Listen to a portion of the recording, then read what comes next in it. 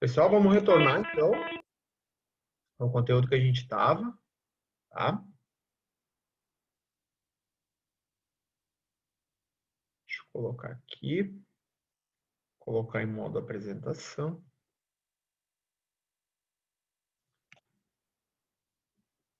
Se não me engano, a gente estava aqui, né? Então, Tratado Internacional da União de Paris foi em 1970, que a gente já tinha passado, tá? O pedido obedece a acordos internacionais. O que esse Tratado de Cooperação em matéria de patentes prevê? O que é domínio público?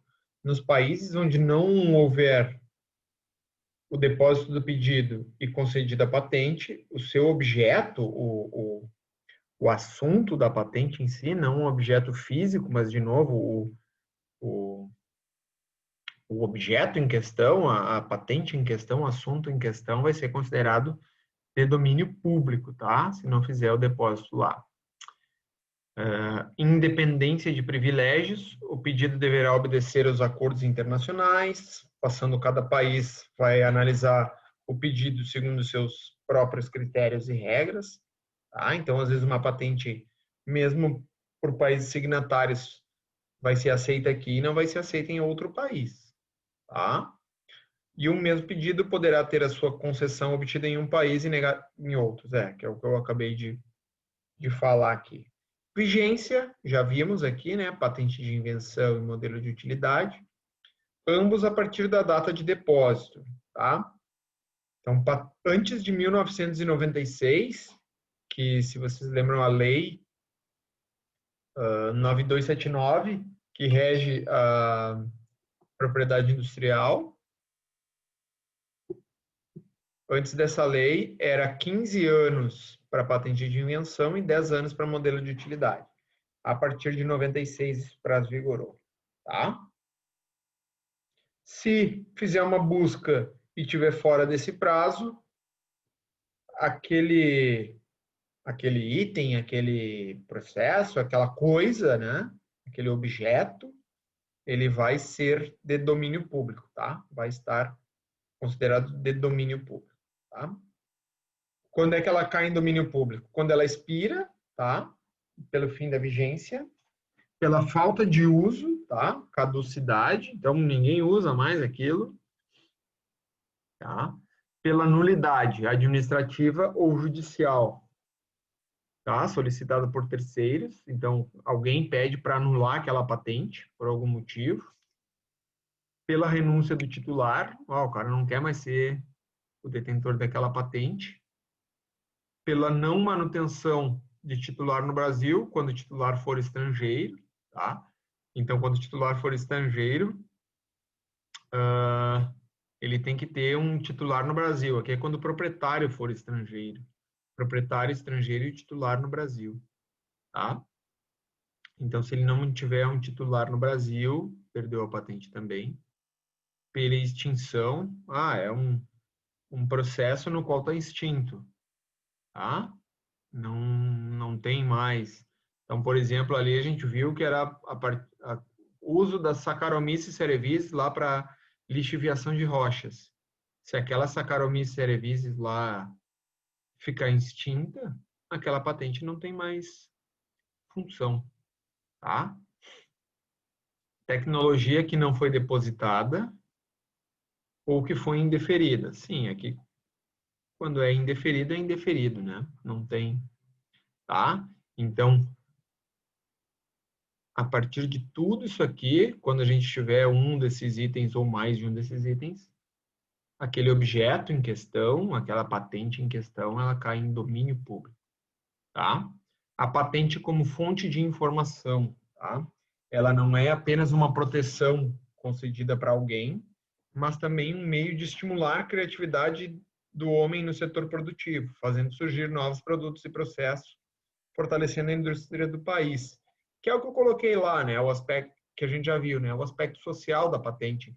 Então, de repente, a partir de uma invenção pequena, o outro faz uma outra parte de uma invenção, o outro faz uma outra e o país se desenvolve como um todo, né? Então, o Estado concede esse privilégio de maneira a fomentar que mais pessoas, a partir daquilo, façam desenvolvimentos tecnológicos, tá?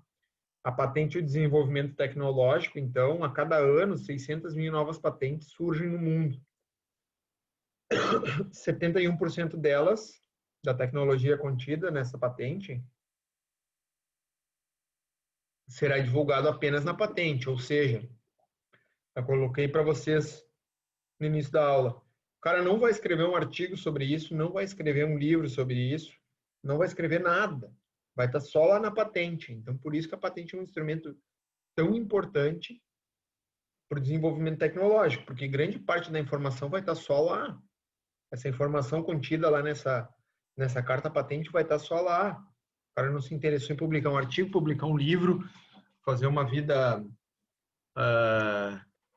acadêmica, né? Não teve interesse nisso. Ele simplesmente publicou a patente e ali que está a informação contida. 16% são integral e 13% parcialmente divulgadas através de outras fontes, né? Periódico, congressos, seminários, etc. Só 6% das patentes em vigor no mundo são válidas em países em desenvolvimento. Ou seja, 94% delas estão em domínio público nesses países, tá?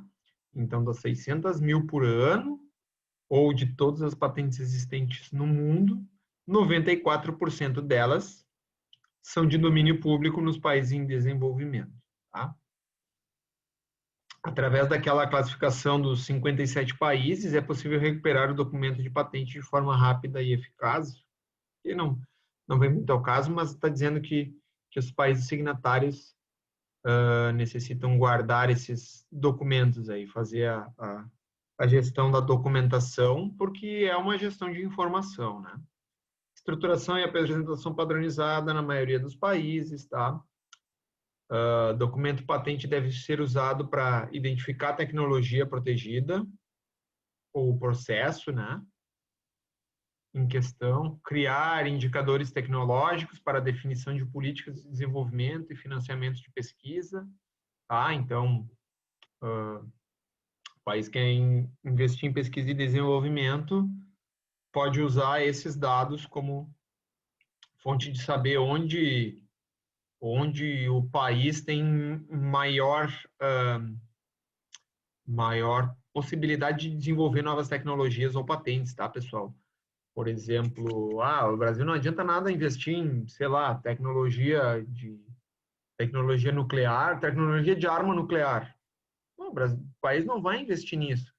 Já em tecnologia para a indústria da agricultura, pecuária, por exemplo, recebe bastante incentivo do governo, porque ali é o nosso grande carro-chefe, né, como país, tá? Subsidiar estudos para aperfeiçoamento de produto, equipamento, processo, identificar fornecedores de tecnologia, equipamentos e produtos, aumentar o poder de barganha nas negociações pelo conhecimento sobre um determinado produto ou processo, evitar adquirir tecnologias em processo de obsolescência, isso aqui é bastante importante, né? Daqui a pouco já tem uma tecnologia muito mais avançada e a pessoa está adquirindo um determinado item, né? Um determinado processo que já está em decadência, né? Então, a patente também serve para identificar o surgimento de tecnologias emergentes na sua área de atuação, consultores e centros de pesquisa, né? Então, a gente que trabalha aí na indústria, o que é a referência hoje em determinado assunto que seja uma necessidade da gente, né?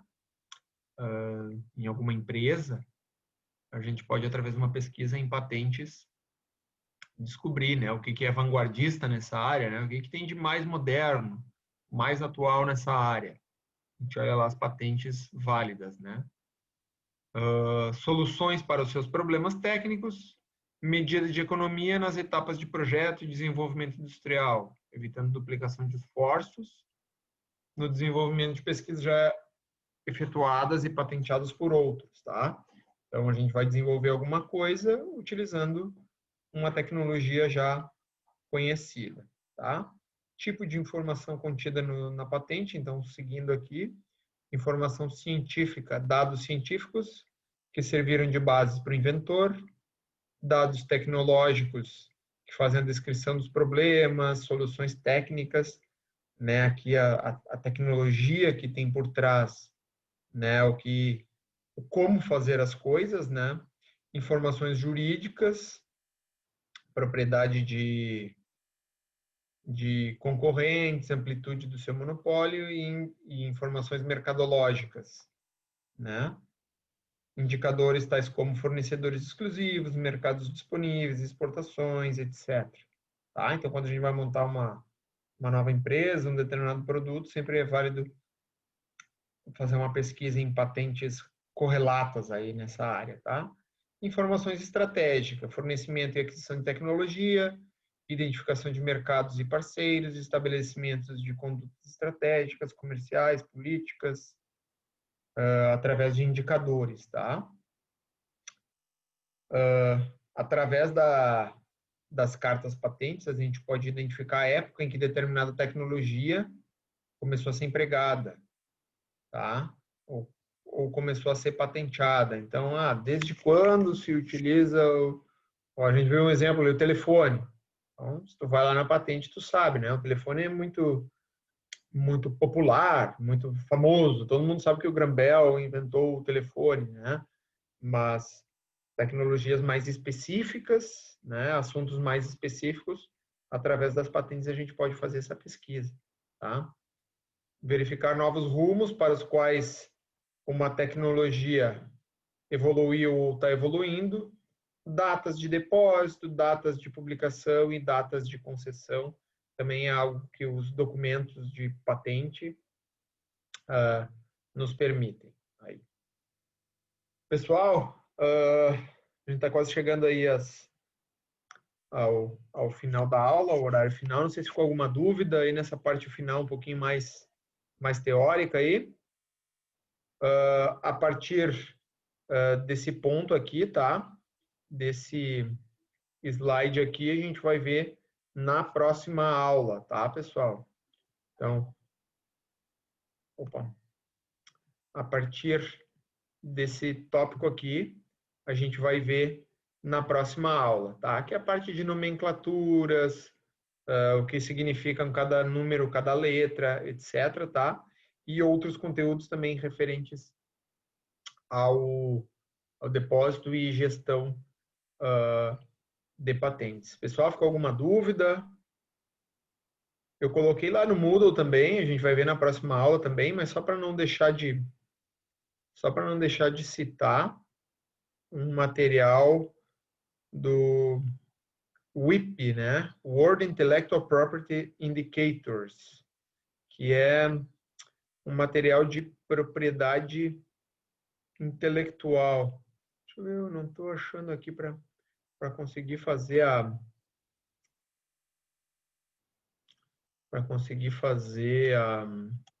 compartilhamento com vocês aqui. Então, aqui, pessoal, tem diversos tópicos, né, de propriedade intelectual, tá? E tem um capítulo inteiro sobre patentes, tá? A gente vai ver isso aqui com mais calma na aula que vem, tá? Tem um capítulo só sobre patentes, ó, número de patentes ao redor do mundo, quais os países tiveram mais applications aqui, número de requerimentos de patentes, tá? A gente vê aqui que só na China, em torno de 1,3 milhões de patentes são requeridas por ano, tá? Para residentes e em torno de aí 150 mil para não residentes.